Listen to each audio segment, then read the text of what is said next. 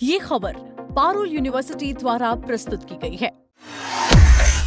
क्या इजराइल का अगला टारगेट तुर्की है? और सबसे बड़ा सवाल, अगर इन दोनों देशों में ठन गई तो कौन किस पर भारी पड़ेगा? दरअसल तुर्की के राष्ट्रपति एर्दोगान ने सीधे सीधे कहा है कि सीरिया और लेबनान पर इजराइल के जो ताबड़तोड़ हमले हो रहे हैं वो सिर्फ उन देशों तक सीमित नहीं है, उनका असली टारगेट तुर्की भी है। एर्दोगान का आरोप है कि नेतन्याहू का मर्डर नेटवर्क अब तुर्की की सीमाओं को आंख दिखा रहा है, लेकिन तुर्की इस पर चुप नहीं बैठेगा। लेकिन बात सिर्फ बयानों की नहीं है, इजराइल अब सीरिया के अंदर तक घुसकर स्ट्राइक कर रहा है। अब आप ये सोचेंगे कि आखिर लड़ाई सीरिया में हो रही है तो मिर्ची तुर्की को क्यों लग रही है? इसके पीछे आपको बता दें दो बड़े कारण हैं। पहला है ज्योग्राफी। सीरिया और तुर्की की एक बहुत लंबी बॉर्डर आपस में मिलती है। अगर इजराइल सीरिया के अंदर अपनी पकड़ मजबूत करता है या वहां अपनी एयर डिफेंस मिसाइलें लगाता है तो वो सीधे तुर्की के दरवाजे पर आकर खड़ा हो जाएगा। तुर्की साफ कह चुका है कि उसकी सुरक्षा दमिश्क और बैरूत से जुड़ी हुई है। वहीं दूसरे कारण की बात करें तो वो है इस्लामिक वर्ल्ड की लीडरशिप। गाजा और लेबनान संकट के बाद से तुर्की ने इजराइल के खिलाफ सबसे कड़ा रुख अपनाया। तुर्की ने इजराइल के साथ व्यापारिक संबंध पूरी तरह तोड़ दिए हैं।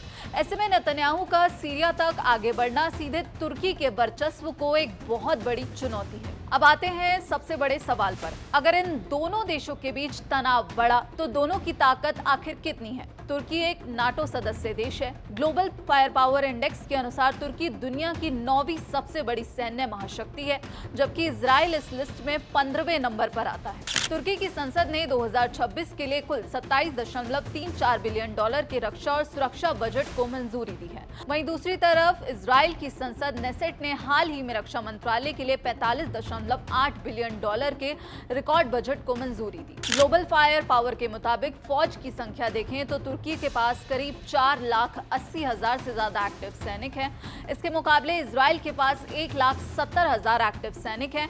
हालांकि उनके पास 4.5 लाख से ज्यादा रिजर्व सैनिक हमेशा तैयार रहते हैं। टैंकों की रेस में भी तुर्की आगे है। तुर्की के पास 2,200 से ज्यादा टैंक्स हैं, जबकि इजराइल के पास करीब 1,300 मरकावा टैंक्स हैं। समुद्र की बात करें तो तुर्की के पास 14 एडवांस पनडुब्बियां सबमरीन्स हैं जो पूरे भूमध्य सागर में अपना दबदबा रखती हैं, जबकि इजराइल के पास 5 से 6 पनडुब्बियां हैं। आंकड़ों को देखकर तो आपको ये लग रहा होगा कि तुर्की का पलड़ा भारी है, लेकिन इजराइल को कम आंकना आपकी सबसे बड़ी भूल होगी। इजराइल के पास 3 ऐसी ताकतें हैं जो पूरी बाजी पलट सकती हैं। Air superiority. इजराइल के पास 340 से ज्यादा लड़ाकू विमान हैं, जिनमें अमेरिका के दिए हुए 5वीं पीढ़ी के F-35 स्टेल्थ फाइटर जेट शामिल हैं। ये वो खतरनाक विमान हैं जिन्हें आसानी से रडार भी नहीं पकड़ सकते। इसके मुकाबले तुर्की के पास मुख्य रूप से F-16 विमान है। दिलचस्प बात यह है कि तुर्की ने जब रूस से S-400 मिसाइल डिफेंस सिस्टम खरीदा तो अमेरिका ने नाराज होकर तुर्की को F-35 प्रोग्राम से बाहर कर दिया था।